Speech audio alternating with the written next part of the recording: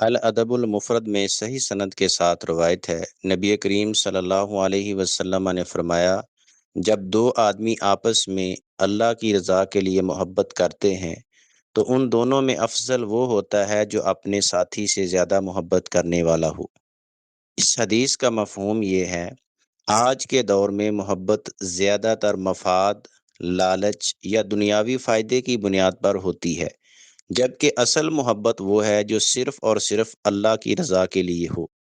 اللہ کے لیے محبت کرنے کا مطلب یہ ہے کہ ہم دوسروں سے تعلق میں دین، نیکی، خیرخواہی اور ہمدردی کو بنیاد بنائیں، نہ کہ دنیاوی غرض کو۔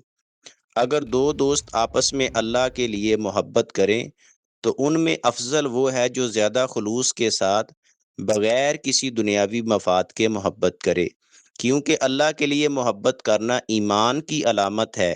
زیادہ محبت کرنے والے اس فضیلت اس لیے ہے کہ اس کا دل زیادہ صاف ہوتا ہے اور وہ زیادہ احسار کرنے والا ہوتا ہے۔ نفرت، عداوت، خود غرضی اور دنیاوی مفادات کی محبت کو چھوڑ کر رشتوں اور دوستی میں اخلاص پیدا کرنا چاہیے۔